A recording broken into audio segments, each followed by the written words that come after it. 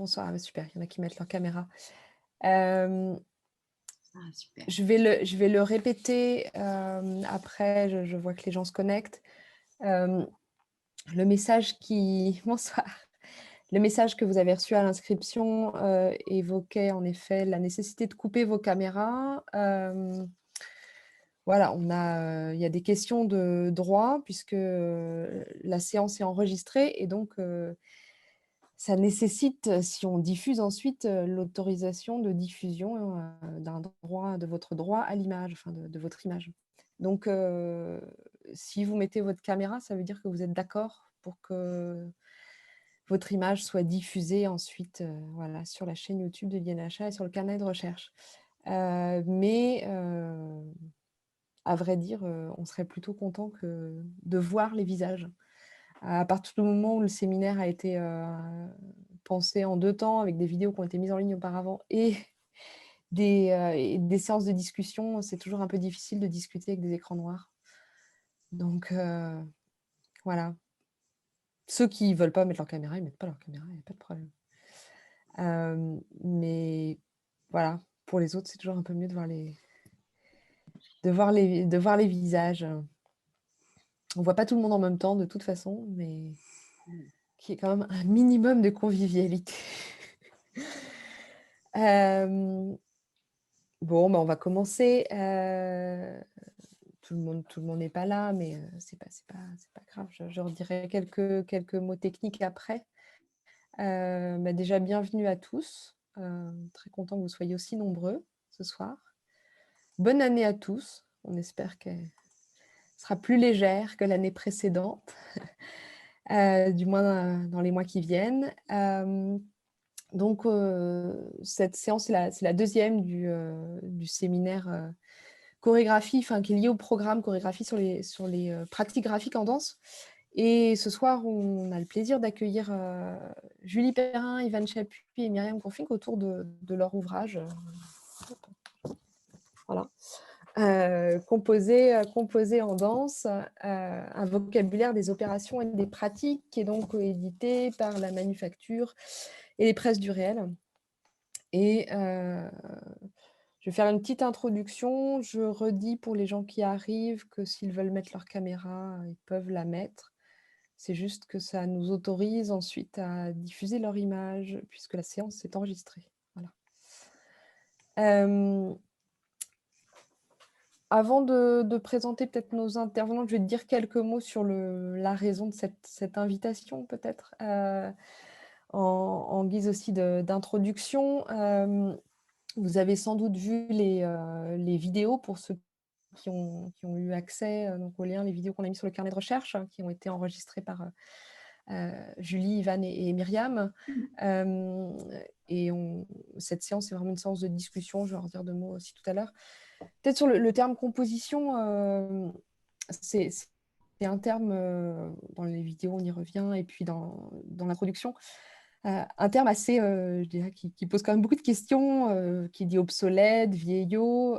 Pourquoi est-ce que certains préfèrent employer le terme d'écriture? Est-ce que ça recoupe la même chose? Julie a cette phrase dans le chapitre généré du matériau et elle dit: «Il s'agit de défendre une pensée de la composition qui n'a plus rien à voir avec un agencement de pas ou d'unités simples, comme dans la danse classique ou baroque». Donc de quoi est-ce qu'on parle exactement? Je dois dire que, en fait, les remarques qui sont partagées dans l'introduction et dans les vidéos, résonnent beaucoup avec le champ des arts plastiques et aussi même les questions de méthode, en fait, en histoire de l'art. Comment est-ce qu'on pense la composition et comment est-ce qu'on lit la composition en histoire de l'art? Ce sont aussi des questions, qui aujourd'hui, posent question. C'est-à-dire qu'on parle volontiers de dispositifs, de processus. Par contre, se mettre à analyser une composition, je pense qu'on a un ressenti qui est assez proche, en termes d'histoire du terme composition. Mais après, on va voir la spécificité aussi de ce dont vous traitez. Ce qui est intéressant, c'est que l'ouvrage, il traite aussi historiquement de cet usage du terme et je dirais que c'est un petit peu un point de départ, ce qui m'a poussée à lancer cette invitation. C'est-à-dire que de façon sous-jacente, on parle c'est-à-dire d'une histoire aussi du vocabulaire des pratiques et c'est-à-dire qu'on questionne les termes utilisés, leurs usages historiques, la manière dont ils sont perçus ou délaissés et ce qui dit beaucoup aussi d'un contexte. Donc c'est Ces questions de composition, c'est aussi des questions de langage. Et ça, en histoire de l'art, si on reprend aussi un ouvrage sur ces questions de composition, hein, l'ouvrage de Michael Baxendale sur Giotto et les humanistes, alors on est loin de nos sujets, mais Giotto et les humanistes sur la découverte de la composition en peinture, il traite de la manière dont la composition est aussi histoire de langage, de rhétorique, de grammaire et d'usage d'une langue. Et il rattache les questions de composition aux questions d'usage de la langue. Et c'est cette articulation qui est très belle dans l'ouvrage et qui va nous intéresser ce soir. Et je dirais que l'ouvrage, s'il se concentre uniquement sur les pratiques chorégraphiques, finalement sur un travail extrêmement précis sur la composition en danse, c'est ce degré de précision qui permet aussi de dresser des parallèles. Alors, je ne sais pas si on y reviendra peut-être à la fin, mais dresser des parallèles avec d'autres domaines. Et je pense que c'est ça aussi intéressant, ce rapport très précis aux pratiques chorégraphiques, mais qui permet aussi de penser les échos avec d'autres champs. Et un autre point sur lequel on reviendra peut-être dans la discussion, c'est cette question d'un méthodologique, d'un va-et-vient permanent entre vraiment la précision de la parole des chorégraphes et la nécessaire distance de l'étude. Et ça, c'est aussi des choses qui, d'un point de vue méthodologique, sont intéressantes à analyser. Je dirais juste sur pourquoi consacrer une séance à cet ouvrage. C'est aussi parce que je sais pas combien ici on peut avoir d'historiennes et d'historiens de l'art ou si c'est un public assez mélangé. Je voudrais juste dire que un des principes de ce séminaire et du programme et aussi de cette séance, c'est de montrer que dans les développements de la recherche en danse et notamment dans ces questions de vocabulaire, on a des outils qui sont aussi extrêmement inspirants et utiles pour la recherche en histoire de l'art. C'est-à-dire comment est-ce que la recherche en histoire de l'art peut aussi regarder ce qui se fait dans la recherche en danse, essayer un peu de se bousculer et de se transformer à partir de ce qu'on peut aussi voir. C'est pas uniquement penser des langages communs, c'est essayer de voir comment est-ce qu'on travaille dans la recherche en danse et comment est-ce que ça peut aussi inspirer peut-être un renouvellement de la recherche en histoire de l'art. Du moins, c'est comme ça que je l'entends et j'espère que ça peut aussi susciter des réactions en histoire de l'art. Et puis, juste sur le principe un peu de la séance, l'ouvrage donne la parole, ça comme beaucoup sur donner la parole à 10 chorégraphes. Et on voulait aussi que cette séance donne la parole un peu à tous. Donc, voilà, vous êtes les bienvenus pour poser vos questions. Et c'est un peu le principe de cette séance. Juste avant de présenter les intervenantes, je voulais rappeler quelques règles sur la prise de parole.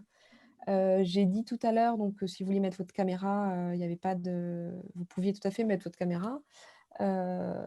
Et après, si vous avez une question à poser, vous devez pouvoir cliquer sur participants en bas dans la barre Zoom sur participants et normalement vous avez une petite main que sur laquelle vous pouvez cliquer et ça me permet ensuite de voir qui veut prendre la parole. Et comme ça, je pourrais donner la parole à tour de rôle. Parce que voilà, on ne voit pas tout le monde, donc je ne peux pas vous demander de lever votre vraie main. Il faut juste lever la petite main de Zoom. Et là, je dois pouvoir voir qui veut parler. Alors, sur nos intervenants, c'est bon, est-ce qu'il y a des questions là-dessus? C'est bon pour tout le monde? Je regarde. Donc, Yvan Chapuis, Julie Perrin et Myriam Oufir, je vais dire quelques mots. Yvan Chapuis est historienne de l'art de formation. C'est aussi intéressant le trio voilà, qui va répondre à nos questions ce soir. Historienne de l'art. Elle est responsable de la mission recherche de la manufacture Haute École des Arts de la scène de Suisse romande donc depuis 2013. Ses recherches ont porté sur les relations entre la danse et les arts plastiques sur la scène new-yorkaise des années 60, notamment sur le Judson. Et plus spécifiquement sur la manière dont la pratique des danseurs informe celle des plasticiens et l'oriente vers la performance. Cette approche de la transdisciplinarité l'a conduite à accompagner la mise en œuvre de nombreux projets artistiques expérimentaux et notamment différents projets remarquables au laboratoire d'Aubervilliers entre 2001 et 2009, avec Thomas Hirschhorn notamment. Et on lui doit aussi cet ouvrage avec Julie Sermon, Partition, voilà, dont on aurait pu parler aussi dans le séminaire. Donc, Partition, objets et concepts des pratiques scéniques 20e, 21e siècle, en 2016. Julie Perrin est maîtresse de conférences au département danse de l'Université de Paris 8. Ses recherches portent sur les savoirs propres à la danse contemporaine. Alors, parmi ces sujets de recherche, j'essaye de synthétiser, Julie, et tu me diras pas à reprendre. Recherche passée et présente figure notamment la question du discours critique sur les œuvres, ce qui n'est pas sans rappeler notre sujet de ce soir. On pense notamment à ses travaux sur Odile Duboc.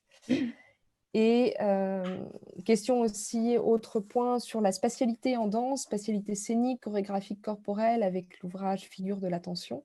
5 essais sur la spatialité en danse, presse du réel en 2012. Ces travaux actuels, je dis actuels, mais ça fait déjà quand même quelques années que tu travailles sur ces questions, sur les relations entre chorégraphie et paysage. Et là, je la cite directement, il s'agit de comprendre comment les chorégraphes habitent en danseurs, provoquant des situations poétiques, sociales, sensibles qui invitent à redéfinir les usages de la ville, les représentations de la nature, autant que la place de l'art aujourd'hui. Myriam Gourfing est chorégraphe. Elle a été donc artiste en résidence à l'IRCAM en 2004-2005, au Frénois également. Elle a aussi dirigé le programme de recherche et de composition chorégraphique à la Fondation Royaumont. Alors, si la démarche de Myriam se base en grande partie sur les techniques respiratoires du yoga, on note aussi son attention particulière au système d'écriture, aux partitions. C'est un point qui nous intéresse beaucoup aussi dans le programme. Elle a été formée à la notation là-bas avec Jacqueline Chaléas. Et elle travaille elle-même à son propre langage de composition, de notation. On aurait pu aussi évoquer assez longuement la place des systèmes numériques informatiques dans l'élaboration des partitions et la place du dispositif aussi informatique de captation et de programmation dans ces créations. Et je signale que ces archives, toujours nourries régulièrement, sont disponibles aussi au CND. Alors, je ne sais pas s'il y a déjà des questions. Il y a des questions qu'on a reçues. Peut-être juste pour lancer la chose, je me permets une première petite question et puis après, je vais laisser la parole à la salle. Peut-être une première chose sur les vertus de la discussion. En fait, une grande partie de votre ouvrage repose sur la discussion et sur des discussions au très long cours, sur la longue durée.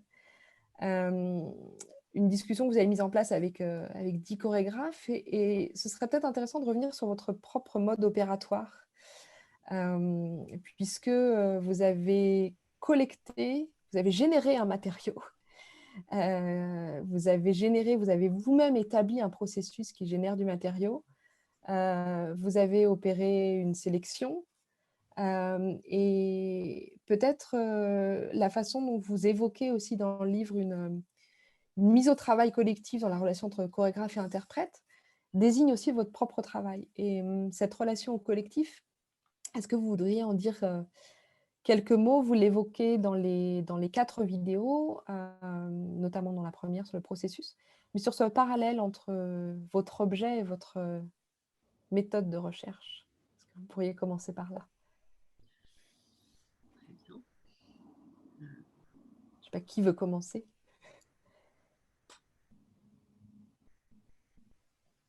En fait, je pense que c'était assez intuitif au départ, notre façon d'effectuer les choses, c'est-à-dire que on s'est dit, enfin, ça s'est fait au fur et à mesure. On s'est pas dit, on n'avait pas le plan évidemment idéal dès le départ, mais on a commencé par penser qu'il serait bien effectivement de d'abord choisir des chorégraphes. C'est sûr que ça a déjà été un premier travail collectif. Quels étaient à ce niveau-là nos critères de choix finalement? pour voilà, les trouver, les réunir. Une fois que ça a été établi, on est passé ensuite, je fais un tour global, hein, à un questionnaire, parce que dans notre idée, cela permettait tout simplement de mieux cibler ce qu'on désirait, parce qu'on était quand même assez consciente que le terme composition pouvait être un peu bizarre pour certains d'entre eux. Donc, le fait de poser des questions plus précises permettait de clarifier vraiment ce que nous, on pointait. Ça permettait aussi de clarifier nous-mêmes, hein, ce qu'on voulait travailler voilà, avec eux. Bien qu'on était très hésitante aussi, hein, sur certaines questions. On leur a bien dit que ce n'était pas nécessaire de répondre à toutes les questions. Ensuite, qu'on a eu collecté le matériau, c'est-à-dire effectivement toutes les interventions, là, ça a été un petit peu un moment où il a fallu vraiment travailler énormément les choses. C'est-à-dire on s'est retrouvé devant une somme incroyable, hein, de matériaux collectés, puisque c'est à peu près 4 heures de parole pour chacun des 10 chorégraphes. Donc c'est énorme. Et là, en fait, c'est Julie qui a amené l'idée d'un vocabulaire, parce qu'il lui semblait effectivement qu'il y avait des mots saillants dans la façon de concevoir la composition pour chacun des chorégraphes. Et à partir de là, on a commencé un travail de tri, d'extraction des mots saillants, à partir duquel on a extrait des bouts en fait de paroles, de textes en fait, puisque tout a été transcrit. Et au fur et à mesure est venue l'idée d'une réduction de ces mots. Julie, là encore, nous a beaucoup aidé avec des méthodes, et l'idée d'un tableau a surgi, nous aidant à structurer l'ensemble. Voilà. Et puis, on a eu envie quand même d'avoir des moments de discussion qu'on a suscités après tout ce travail, parce qu'il nous semblait intéressant d'avoir ces moments de discussion ensemble. Voilà, comme la discussion sur la notion de dramaturgie, par exemple. Peut-être ce que je peux ajouter, c'est que le questionnaire auquel fait référence Myriam, on le publie dans le livre. Il est à la fin, dans les annexes. Et pour revenir sur la dimension collective, il y a effectivement une double dimension collective. Il y a celle qu'on a menée toutes les trois, ce trio. Je crois qu'on a travaillé 3 ans, quelque chose comme ça. Qui a vraiment ces discussions collectives qu'on a menées ensemble sur chacun des mots qu'utilisaient les chorégraphes pour parler de leur travail. Pardon. Et qu'on a essayé de croiser, savoir lesquels on retenait, lesquels on laissait, mais avec cette idée qu'il ne fallait jamais que ce soit nous qui formions le mot, mais qu'on retienne des mots qu'utilisaient les chorégraphes pour parler de leur travail. Et puis, il y a cette dimension collective qui est effectivement ces moments où on se retrouvait avec les 10 chorégraphes, où chacun a présenté son propre travail, mais évidemment, comme la présentation, elle était le plus cadrée possible sur des questions de composition, et qu'on était dans du concret de la fabrication d'un travail artistique, eh bien, ça résonnait très fort pour les autres qui écoutaient, et ça générait des questions dont on trouve quelquefois les traces dans ce qu'on a retracé dans le livre. Et puis justement, cette dimension collective des discussions à 13, non, à 12 du coup, les 10 chorégraphes dont Myriam plus Julie et moi, on en a vraiment la trace à la fin de l'ouvrage dans la publication des 4 discussions collectives, où là, on a voulu d'une certaine façon intensifier la dimension collective de la réflexion sur ces questions de composition, parce que dans les autres moments, on avait quand même un chorégraphe qui exposait son travail, d'autres qui écoutaient.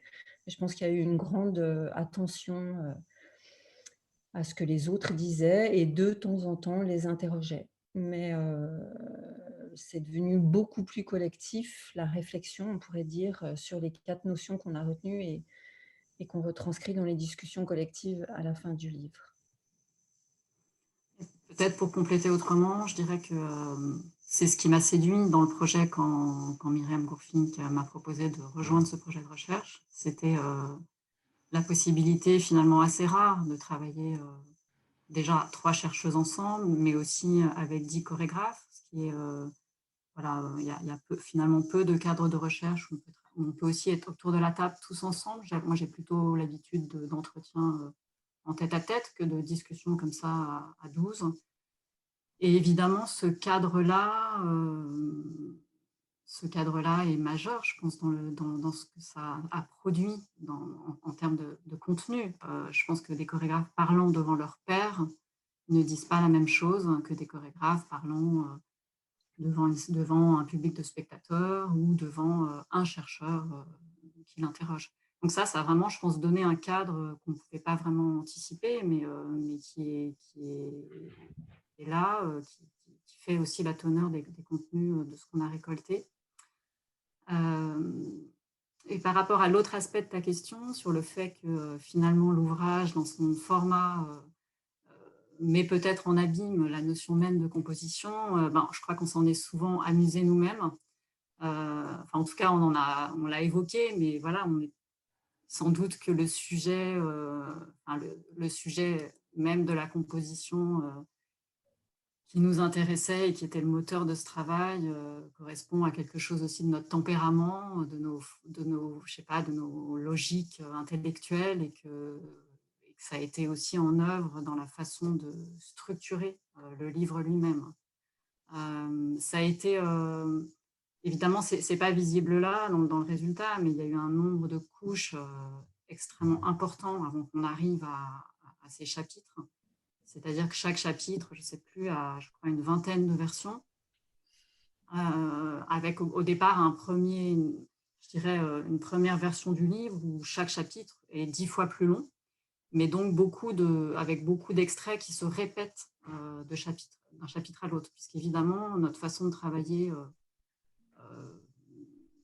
comme ça, progressivement, en n'amenant pas nous-mêmes les notions, mais en les faisant surgir du récit ou de l'analyse faite par les artistes, a conduit à avoir des moments de parole ou des moments d'échange où 5 notions se télescopaient les unes les autres au même endroit. Donc, voilà, il y a eu vraiment comme ça un travail de tamis de plus en plus fin, et puis une attention aussi, au final, à l'expérience du lecteur. Se dire, voilà, on ne peut pas faire un ouvrage, de même que donc, les chorégraphes s'intéressent à quelle va être l'expérience d'un spectateur, on s'est dit, on ne va pas faire un ouvrage où il y a le même extrait 6 fois, il faut qu'on opère des choix, et donc on réduise la taille des importante. Donc voilà, ça a vraiment été, oui, tout un travail de composition de l'ouvrage, on peut dire, effectivement, qui a conduit au résultat que vous avez sans doute eu entre les mains. Oui, et puis moi, je voudrais rajouter aussi que ça a été une composition qui, en tout cas à titre personnel, mais je crois l'avoir entendu aussi dire à Ivan et Julie, qui m'a profondément transformée aussi, parce que le travail ensemble fait qu'il y a une sorte de pensée communautaire aussi qui arrive. Et j'ai l'impression qu'elle s'est même propagée, cette pensée commune, aux 10 chorégraphes voilà, qui étaient l'objet de l'étude, on va dire. Et en fait, j'ai vraiment apprécié tout le processus, c'est-à-dire nos timidités du départ quand on se rencontrait, nos angoisses presque de présenter notre propre travail devant nos pairs pendant 4 heures à tous, on n'endormait pas la nuit avant, etc. C'était très impressionnant. Puis au fur et à mesure, la confiance qui arrive et les langues qui se délient. Et cette explosion, en fait, pour moi, a eu lieu vraiment des langues libres, des langues bien pendues et libres qui s'expriment dans ces moments communs de discussion collective sur une notion qu'on a su susciter à la fin du processus. Et en fait, c'est aussi tout ce changement en fait, de de cette petite communauté qui m'a beaucoup touchée également. Voilà.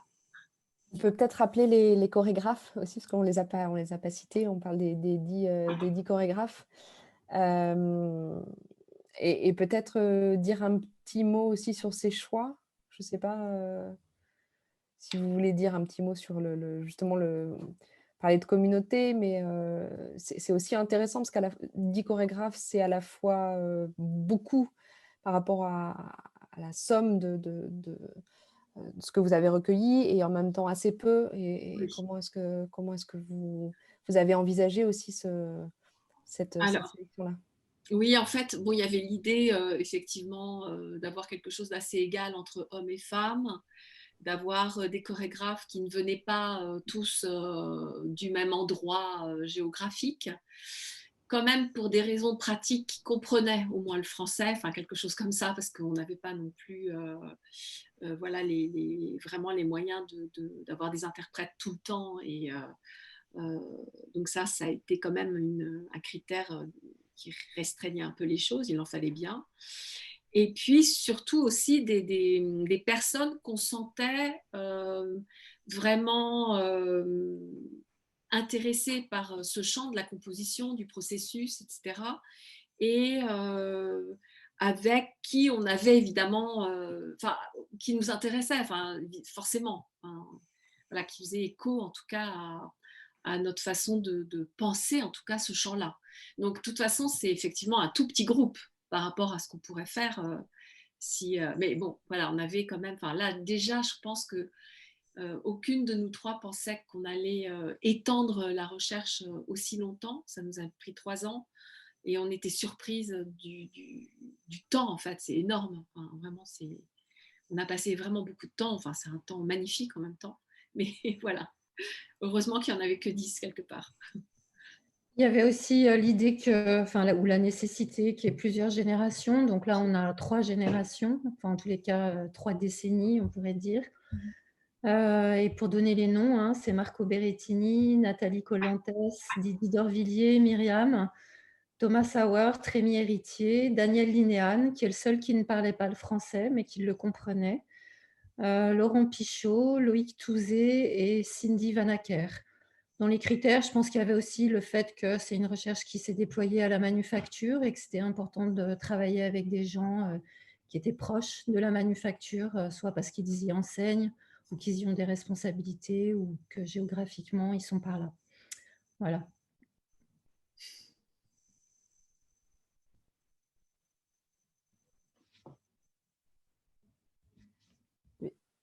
Peut-être lire les questions où il y avait Fabien Perret qui a envoyé des questions. Je ne sais pas s'il veut les dire ou si je les lis. Il faudrait activer le... Ah, c'est à moi de le faire.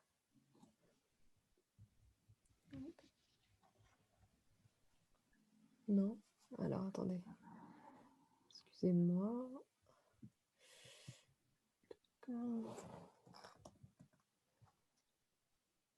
Il est à l'écran, Fabien Perret, Ouais. hein, tu le vois? Alors, oui, je vois. Je veux juste pouvoir activer. C'est moi qui Là, voilà, c'est bon. Normalement, vous devez pouvoir le faire. active de mon côté aussi. Bonjour. Bonjour. Oui, du coup, j'avais 2 questions. C'est peut-être un peu beaucoup, donc la place à tout le monde. Bon, déjà, un grand merci pour cet ouvrage parce que j'ai sauté dessus au premier déconfinement. Il m'accompagne depuis, donc c'est chouette. Il y avait la question autour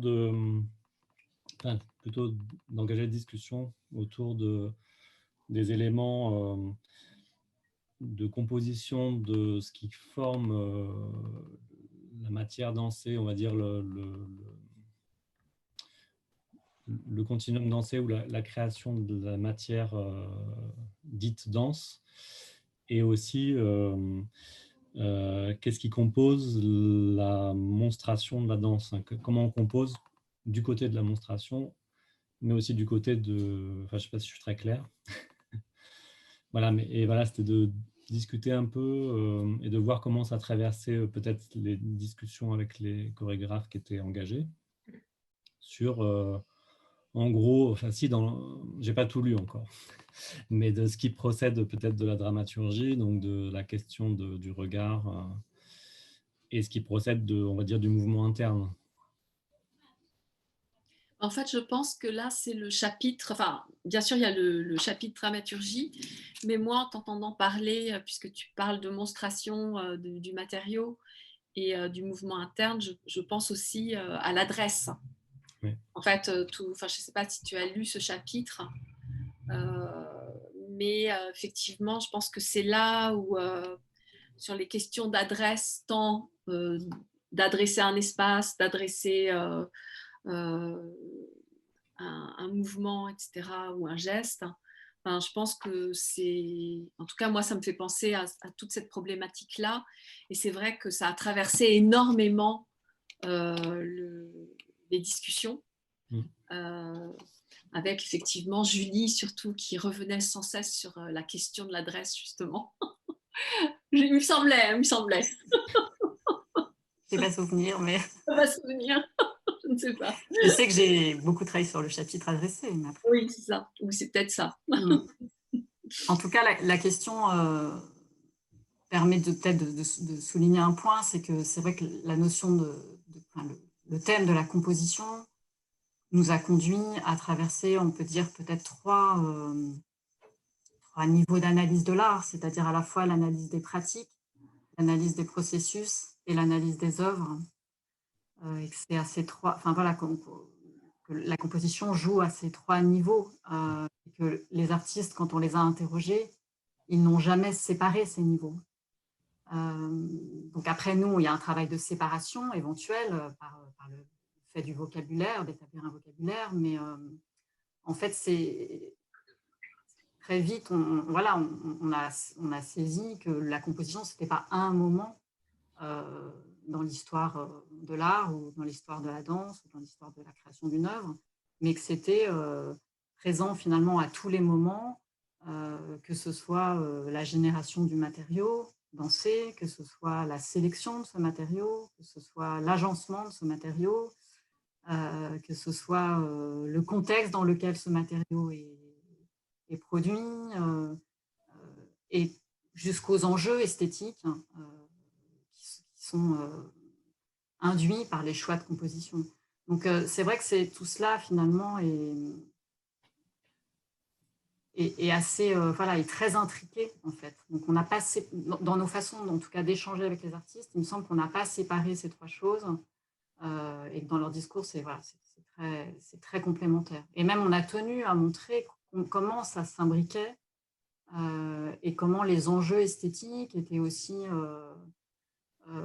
souvent des enjeux politiques, parce que composer, c'est aussi faire des choix d'organisation collective du travail, hein, si on revient à cette idée de collectif, et que donc ça supposait aussi une certaine politique du travail, de la relation au sein des compagnies. Enfin, voilà, donc c'est comme ça que je répondrai, je pense, à votre remarque.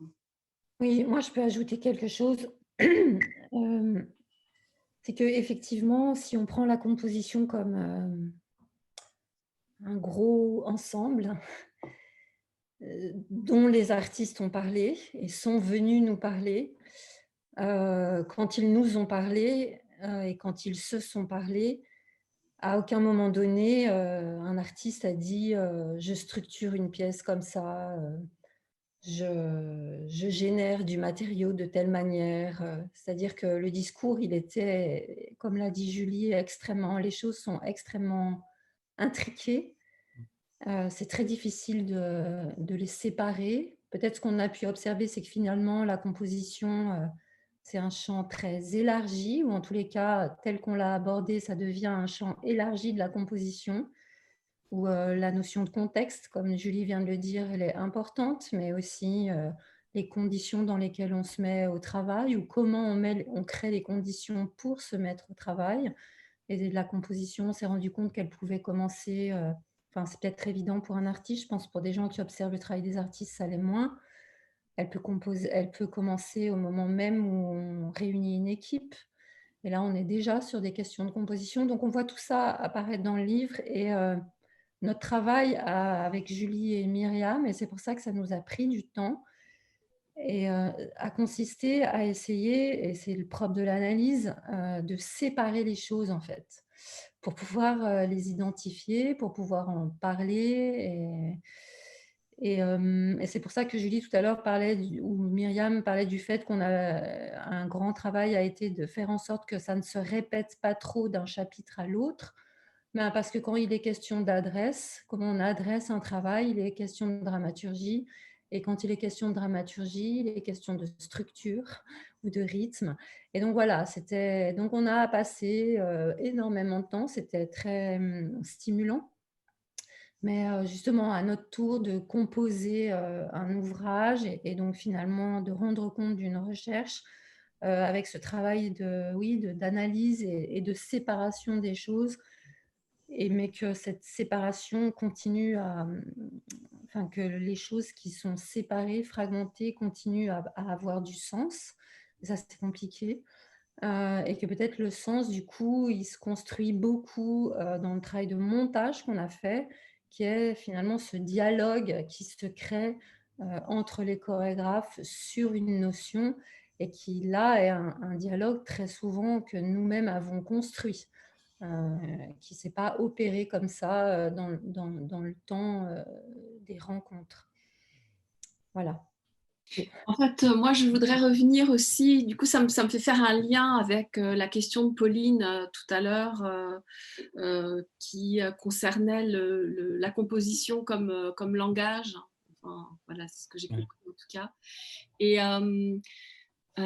comment dire, pour moi, il y a deux choses, c'est-à-dire il y a deux niveaux. C'est qu'il y a le langage dansé. En fait, on peut se demander si c'est un langage.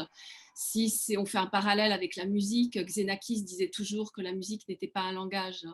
Mais effectivement, parce que tout simplement, il y avait des choses qu'on ne pouvait pas dire en musique comme on peut dire avec un langage, ne serait-ce que la négation ne pas, par exemple. Alors que la composition active le ne pas dans le processus de la contrainte, par exemple. Et c'est là où effectivement ça faisait sens finalement de faire des catégories et de faire de la séparation à partir du moment où, je pense, on avait complètement intuitivement en fait commencé à analyser les choses par le vocabulaire, donc par la langue, et au fur et à mesure finalement on découvrait qu'il y avait des catégories. Donc effectivement là on est comme c'est aussi intriqué que la théorie des ensembles, hein. Un ensemble en contient un autre qui s'intersecte avec une intersection d'un autre ensemble, etc. Donc on est effectivement là au niveau de la composition sur une chose aussi complexe que le langage, à mon avis. Et c'est ça qui, je crois, nous a passionnés. Ouais.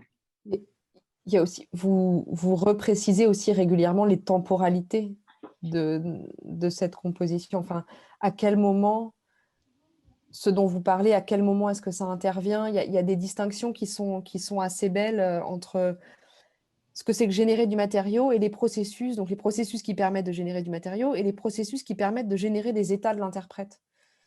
Et cette distinction-là, elle est aussi...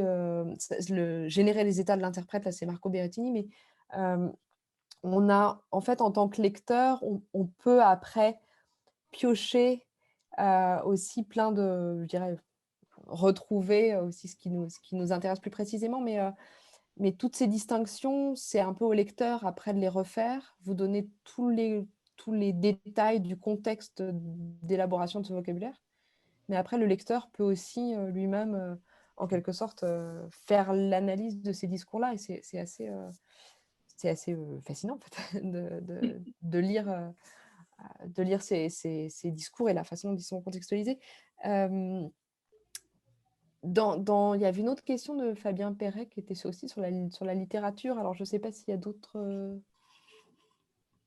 questions. Il y en a d'autres après, mais je ne sais pas si vous en parlez. C'était aussi intéressant sur le... Bon. Sinon, ouais, c'était juste... merci pour ces ouvertures et ces rebonds. Ouais, du coup, c'était aussi une invitation à... Enfin, je suis assez d'accord sur le fait même, je dirais qu'il y a un côté composite du livre qui m'a plu et qui en fait aussi un anti-manuel parce qu'on est un peu perdu dedans, mais c'est bien d'être perdu dedans. Enfin, quand je dis perdu, c'est pas pour dire que... Mais en tout cas, voilà, c'est un peu comme une forêt un peu dense avec des sentiers. Et moi, ça me faisait penser beaucoup aux réflexions autour des autres arts, du coup, et notamment, je pensais littérature, art plastique et cinéma. En littérature, le chapitrage et les figures de style, et aussi toute la poétique, c'est peut-être ce que tu disais, Myriam, aussi sur la poétique des textes, quoi, enfin, sur la combinatoire, sur métaphore, métonymie, enfin, sur toutes les figures de style. Et par rapport au cinéma aussi, vraiment la notion de montage qui revient souvent, parce que, enfin, on peut presque tout mettre dans le montage, puisque c'est gérer une ligne temporelle et des événements sur cette ligne temporelle. Mais je pense aussi beaucoup rapport son-image, parce que c'est aussi beaucoup de chorégraphes. Je ne connais pas très finement le travail de tout le monde, mais il y a quand même le recours à l'image beaucoup. Je sais pas, voilà, je lance. Oui, il y a le recours à l'image, il y a le recours beaucoup effectivement à l'écrit. Et c'est vrai, enfin là, je rebondis sur ce que tu dis, sur la façon dont s'y prennent aujourd'hui les écrivains. Beaucoup d'écrivains parlent de non-écriture aujourd'hui. S'élançant aussi, eux dans des processus keydjiens ou etc., de citation, de copier des choses qu'on trouve sur Internet, de partir d'une image pour la retranscrire dans un texte Word, etc., et en utiliser la matière. Enfin, ils sont aussi dans ce genre de processus de ce qu'ils appellent la non-écriture. Et je crois en fait que c'est effectivement tous les champs artistiques aujourd'hui qui en fait sont dans quelque chose qui relève, à mon sens, plus de la composition.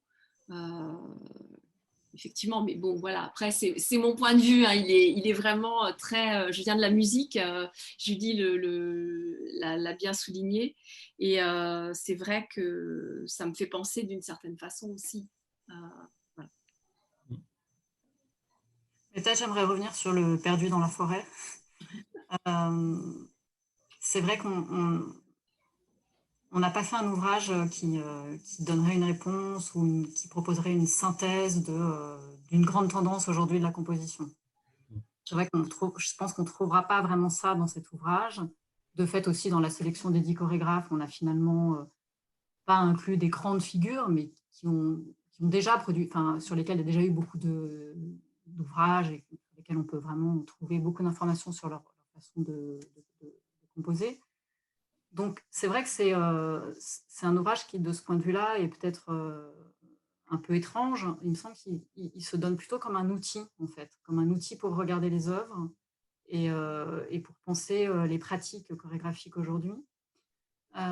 Et ce qui est assez étrange pour moi, en tant que co-auteur du livre, c'est que la façon dont on a travaillé, d'une certaine façon, a maintenu une forme d'éclatement, même pour moi. C'est-à-dire que j'aurais du mal où il faudrait que je prenne vraiment un autre temps pour essayer, à partir de ce qu'on a fait, d'essayer de me risquer à cette synthèse à partir de ces 10 artistes. Et j'ai presque une difficulté, même si dans nos discussions, on a vraiment réussi à certains moments vraiment, je pense que j'ai atteint une compréhension du travail de ces artistes extrêmement fine à force de les écouter, d'en parler entre nous, parce que si on ne l'a pas nommé, mais souvent on comprenait les choses différemment, en fait, Myriam, Ivan et moi, de ce qui avait été dit. Donc on a eu beaucoup d'échanges sur qu'est-ce qui s'était vraiment dit et comment on avait interprété ce qui s'était dit. Et pour moi, ça a été sans doute la partie du travail la plus étonnante et la plus stimulante, quoi, parce qu'il y avait finalement des interprétations de ce qui s'était dit extrêmement variées parfois, et d'où le fait de retourner voir les artistes une deuxième fois pour s'assurer qu'on avait bien compris ce qu'ils avaient dit. Mais voilà, c'est vrai que c'est un travail qui, malgré sa durée, etc., ne produit pas une pensée de la synthèse. Donc, de fait, on l'a pensé presque, voilà, c'est presque comme un dictionnaire, on peut le prendre par le milieu, on peut le lire dans l'ordre qu'on veut, avec l'idée, comme disait aussi Pauline tout à l'heure, que chacun peut faire sa sauce à partir de ça. Mais voilà, ce que j'espère en tout cas, c'est qu'il vient interpeller en fait le lecteur et donner des sortes d'outils ou d'accroches, de filtres aussi peut-être pour observer la création contemporaine. Mais sans doute, voilà, on pourrait aussi imaginer qu'un lecteur fait une lecture complètement transversale en lisant que les témoignages de Marco Berrettini, parce que c'est sur Marco Berrettini qu'il travaille et que donc, voilà, il lirait tous les témoignages qui sont éparpillés et il apprendrait davantage sur la façon de travailler de Marco Berrettini. Mais voilà, il en tirerait sa propre synthèse à partir de ça. Mais c'est vrai que c'était pas l'enjeu. Voilà. Ceux qui n'ont pas encore lu le livre, peut-être c'était important de le préciser.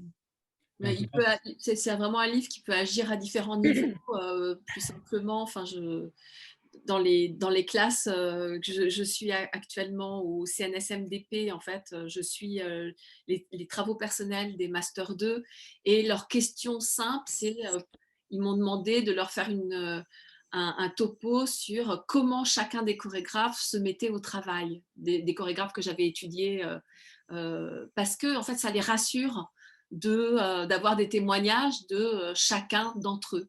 Voilà, et donc chacun s'est rapproché plus d'une parole que d'une autre, mais c'était très simple en fait, mais effectivement, ça peut être aussi pour des étudiants danseurs rassurant par rapport au fait de comment je me mets au travail. Voilà. En tout cas, juste par rapport à ça, il y a vraiment l'idée de se sentir moins seul, de sentir une communauté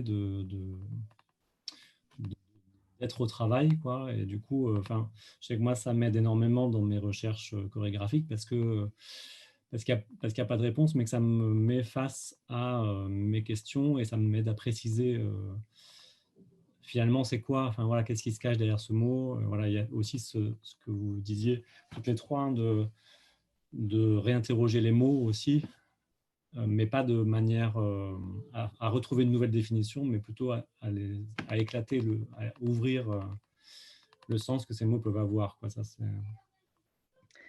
Peut-être juste ajouter quelque chose sur la relation potentielle entre les arts, peut-être de manière un peu de côté, mais le chapitre transposé est consacré exclusivement à voilà, des opérations de transposition d'un art à un autre, et en l'occurrence d'art à la pratique de la chorégraphie ou de la composition, et plus largement, c'est-à-dire de la philosophie ou la littérature et peut-être même certaines méthodes scientifiques, et comment on se les approprie et comment on s'en sert de façon volontaire ou involontaire, consciente ou inconsciente. Mais bon, finalement, après, à travers le discours, elles sont conscientisées sur voilà, ces opérations de transposition. Et c'est, enfin, typiquement, quand les chorégraphes se sont mis à parler, là, encore une fois, je pense qu'aucun d'eux n'est venu en prévoyant d'exposer comment ils transposent des modes liés au cinéma ou je pense à la philosophie, notamment pour Marco Berrettini, parce qu'il entretient une relation vraiment très très forte avec un philosophe dont le nom m'échappe, mais mes camarades vont me donner. Sloterdijk. Sloterdijk, voilà. Voilà, enfin, en tous les cas, sur cette relation entre composition chorégraphique et d'autres champs artistiques, ou plus largement champs de la pensée, on pourrait dire, je renvoie le lecteur au chapitre transposé. Juste si je me permets aussi une remarque, c'est dans les choix, moi j'ai été frappée, mais peut-être de manière très biaisée, parce que voilà, c'est mon propre regard, mais ce que je vous avais dit sur la présence très forte d'un vocabulaire de la matérialité, et que ce soit de manière imagée ou très concrètement. On parle salle de matériaux, mais on a des métaphores, des images qui reviennent régulièrement, qui sont celles de l'objet ou qui sont celles vraiment d'une matière qu'on juxtapose, qu'on assemble, mais qui serait une matière plastique. Mais dans mon propre discours ici, on a cette matérialité qui revient, mais je trouve que ce qui est aussi intéressant dans cette relation entre les arts, c'est, outre en effet ces questions de transposition, mais de tout ce qui est présent en filigrane derrière le vocabulaire utilisé.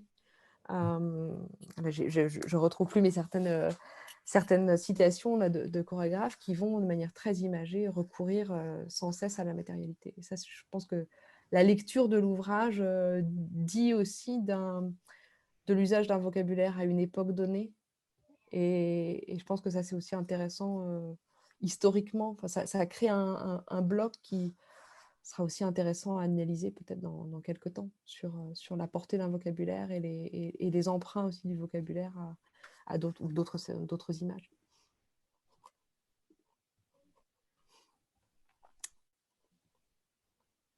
Je ne vois pas de petites mains levées. Je ne sais pas s'il y en a d'autres qui ont des questions.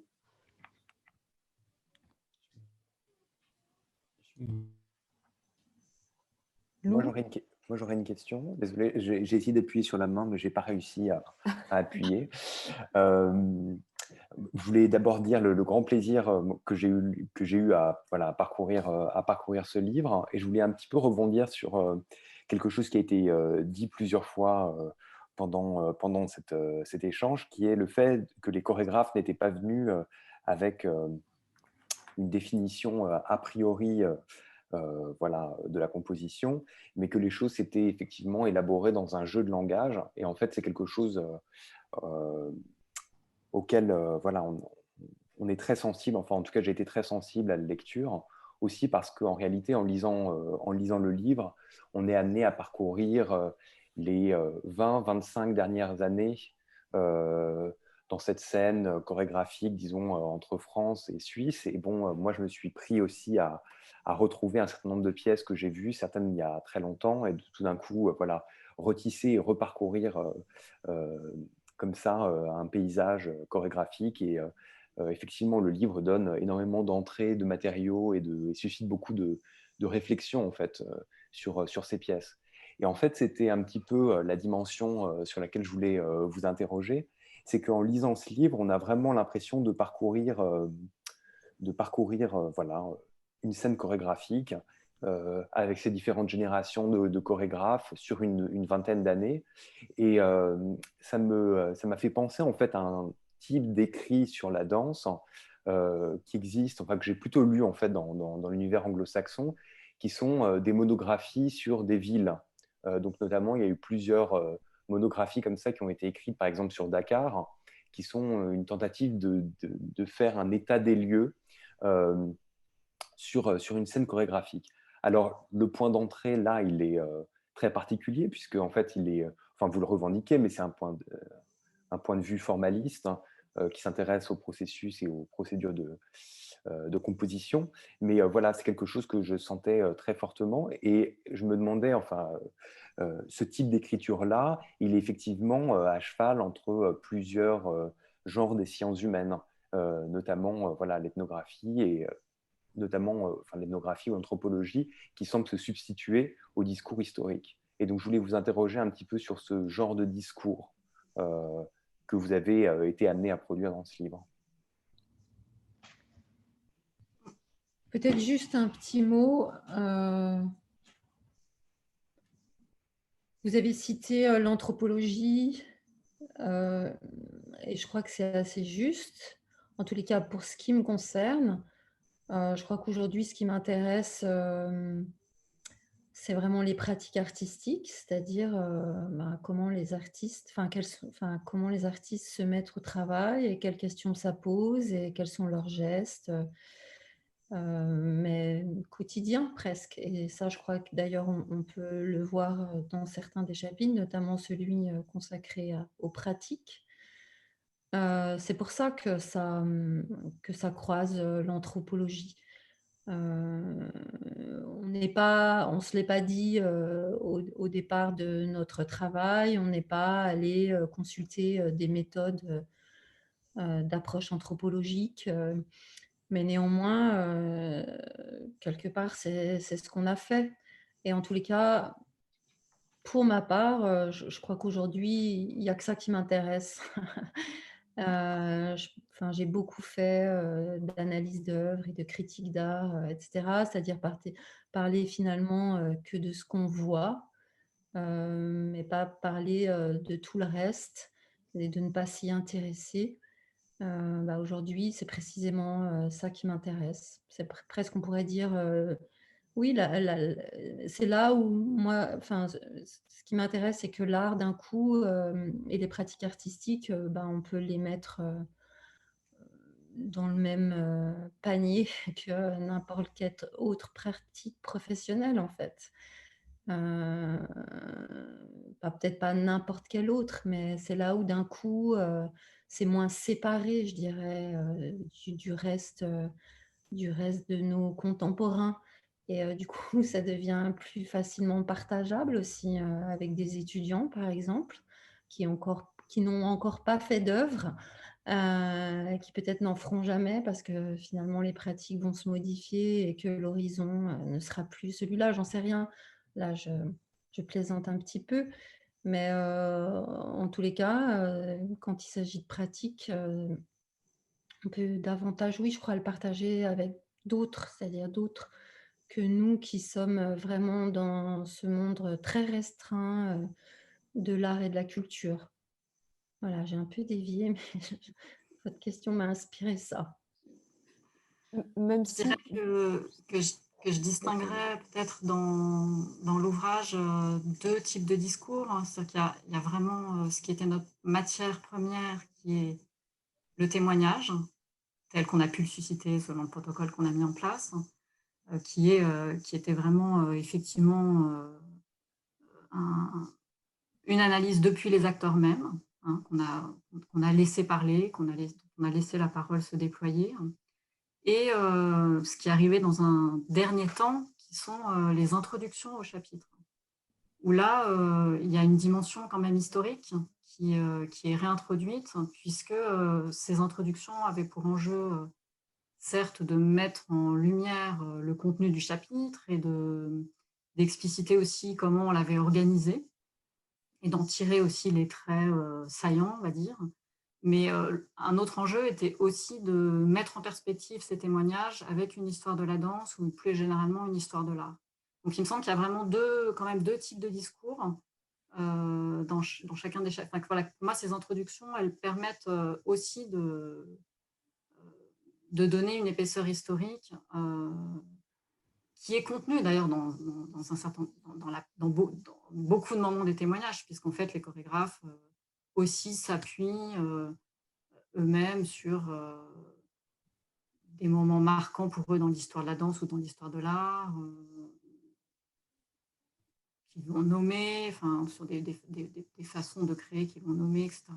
Donc, voilà, je dirais que anthropologie, oui, mais uniquement histoire orale, en fait, hein, puisqu'on n'est pas allé sur le terrain, qui serait une autre façon, hein, c'est des choses que de nombreux chercheurs en danse font, hein, qui serait d'aller observer la composition en suivant un processus de création, donc non pas en s'appuyant sur la parole des artistes, mais en étant sur le terrain et en observant comment ça se passe. Donc là, il n'y a pas eu de contre-champ. On a pris cette parole et je dirais que la vigilance vis-à-vis de cette parole, elle s'est organisée d'abord parce que certains, parmi les 10, avaient dansé chez les autres. Ça, on ne l'a pas nommé tout à l'heure, mais ça a quand même permis d'organiser une forme de vigilance interne, on va dire, en disant mais comment tu peux dire ça, quand j'étais dans cette pièce, on n'a pas du tout fait comme ça. Ou nous, à l'inverse, parce qu'on avait été spectatrice des pièces, dire c'est étrange, tu dis ça, mais quand même, dans la pièce, il y a ce moment qui me semble pas du tout correspond à ce que tu dis. Donc, il y avait une sorte de possible contre-discours face au témoignage, mais il n'y a pas eu d'observation de terrain. voilà, c'était juste pour un peu répondre sur ces différentes approches de la création. Et effectivement, celle qui est la plus absente est peut-être la critique, la dimension de l'analyse d'œuvre, si ce n'est l'analyse d'œuvre portée par les artistes eux-mêmes. Il n'y a pas en tout cas de notre part, d'analyse des pièces qu'on viendrait juxtaposer aux témoignages proposés par les artistes eux-mêmes. En revanche, il y a de l'analyse des pratiques. Enfin, et cette double approche ou ce double texte ou ce double discours, je ne sais plus quel mot tu as utilisé, Julie, qui compose chacun des chapitres, c'est-à-dire de la parole collectée, retranscrite et organisée, montée, parce que ça permet de faire dialoguer plusieurs chorégraphes sur une notion, et ces introductions. Moi, je sais qu'en termes de méthode, et je pense que, et c'est déjà le cas, de m'en servir à nouveau, et c'est une des choses que j'ai trouvé le plus stimulant intellectuellement, c'est finalement de faire de l'analyse de ces discours. C'est-à-dire que chacune des introductions, en tous les cas, telles que pour les chapitres dont j'avais la responsabilité de l'introduction, c'est comme ça que je l'ai pris, c'est que ces discours, on les a analysés, on les a comparés et on en fait. C'est sur cette base-là qu'on peut, à notre tour, produire du discours. Et ça, c'est une des choses qui m'intéresse le plus aujourd'hui et qui m'intéresse particulièrement dans ce livre, c'est qu'on donne au lecteur la possibilité de nous suivre dans notre analyse. C'est-à-dire qu'il a sous les yeux les matériaux sur lesquels, ou les données sur lesquelles on s'appuie pour produire du discours. Et c'est-à-dire que notre interprétation ou notre analyse, et je pense qu'on est plus du côté de l'analyse d'ailleurs que de l'interprétation, contrairement à la critique d'art, on peut être suivi dans notre raisonnement et il n'y a pas de magie, on pourrait dire. Ça, c'est, en termes de méthodologie, c'est une des choses qui m'a le plus intéressée. Moi, je suis assez frustrée quand je lis de la théorie de ne pas pouvoir me référer aux objets qui donnent lieu à cette théorie. C'est très rare que les objets observés soient décrits. Donc là, finalement, ils ne sont pas décrits, ils sont rendus. On vous les donne.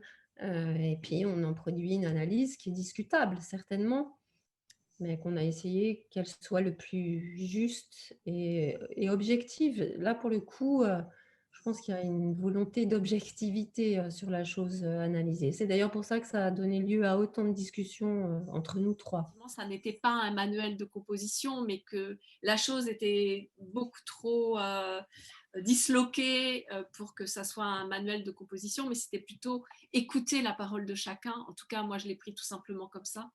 C'est-à-dire qu'effectivement, je n'ai pas une casquette de chercheuse comme Julie et comme Ivan. Et moi, juste mon idée, en suscitant cette recherche, c'était comment écouter l'autre. C'était ça ma question, en fait. Comment vraiment écouter l'autre. Voilà.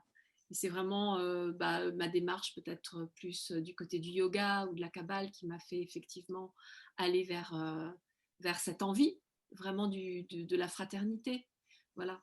Mais c'était, surtout, la première chose qu'on s'est dit avec Julie et Ivan, c'était d'éviter le manuel de composition et d'éviter qu'il en sorte une synthèse de quoi que ce soit ou des vérités quelconques. En fait, ça, c'est vraiment ce qu'on ne voulait pas. Voilà, on comprend tout au fil du livre que c'est à partir de leurs paroles que la pensée se construit. Après, ça m'intéresserait de poser cette question a posteriori aux artistes eux-mêmes. C'est vrai qu'ils n'ont jamais été... de fait, ils ne sont pas présentés comme co-auteurs, mais tout le milieu de pensée est produit par eux. Donc, alors, ils ont tout relu, tout validé, etc. Donc, de toute façon, en tout cas, ils ont validé leur parole telle qu'elle apparaît aujourd'hui dans l'ouvrage.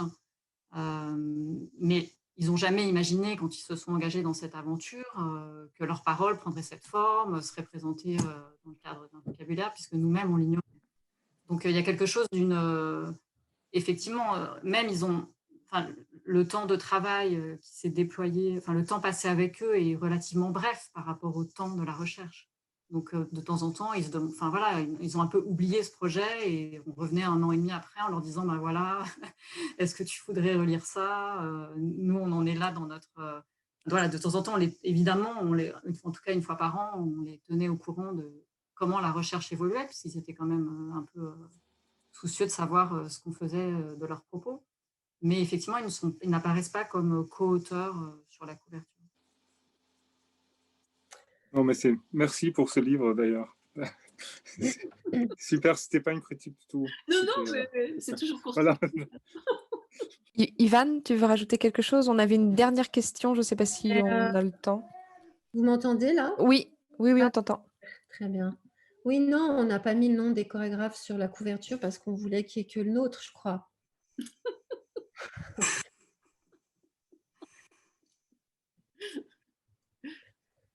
Johan, Zetoun, une dernière petite question parce qu'on dépasse un peu le temps.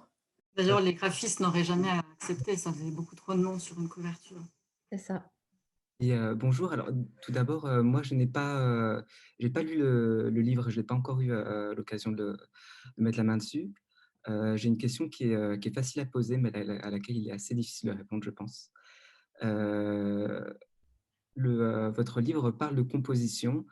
Si parallèlement à la musique où la composition se base sur l'idée d'un consensus autour d'un élément minimal, la musique qui a longtemps été la note, qui plus récemment pourrait être l'objet sonore, quel est l'objet minimal de la danse selon dans votre démarche d'analyse de la composition? Voilà. Déjà, je ne suis pas sûre que les compositeurs pensent que l'objet minimal de la composition musicale soit l'objet sonore. En fait, là, je vis avec un compositeur, je lui dis ça, je le fais, mais je le fais réagir tout de suite. C'est-à-dire que non, enfin, je pense que la composition musicale, son objet premier, c'est la pensée musicale. C'est-à-dire ce qui fait la musique, ce n'est pas le son, ce n'est pas la note. Mais c'est effectivement la pensée, le flux de la pensée. Et pour moi, moi personnellement, en tant que chorégraphe, c'est la même chose en danse. C'est-à-dire que ça n'est pas effectivement, la composition ne peut pas être restreinte à un élément minimal, mais effectivement à un champ presque grammatical, à un champ presque de l'ordre du langage. Voilà. Mais qui le dépasse peut-être, ce pourquoi Xenakis disait que la musique n'était pas un langage. Et c'est là où on peut se poser la question de l'art, quoi. C'est comment la pensée, effectivement, véhicule quelque chose de senti et un positionnement. Et la composition, son élément minimal, c'est le positionnement artistique, à mon avis. Mais bon, ça, après, voilà. C'était d'ailleurs le titre de notre projet de recherche. Il y avait le mot position artistique dedans. Quelle position artistique?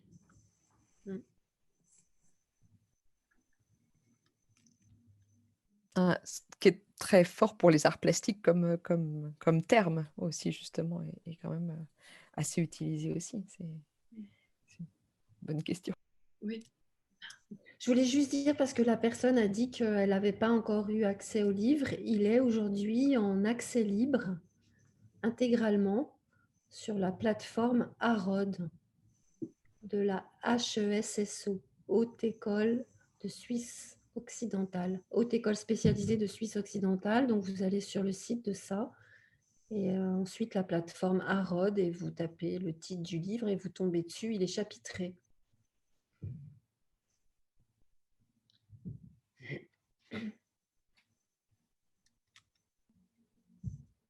Bien, je ne sais pas s'il y a d'autres questions. On avait dit qu'on terminait à 18h30, c'est un peu passé. Je vous invite, pour ceux qui ne l'auraient pas fait, aussi à aller voir les vidéos qu'ont enregistrées Myriam, Julie et Ivan sur l'ouvrage, et puis bien sûr aller lire l'ouvrage. Enfin, c'est un usuel, on dirait qu'on ne le lit pas de A à Z, c'est aussi ça qui est intéressant.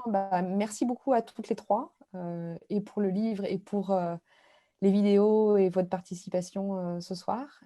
Et puis, merci beaucoup à tous d'avoir été là ce soir. On n'a pas de date pour la prochaine séance, mais voilà, pour les adresses email que j'ai, je vous enverrai plus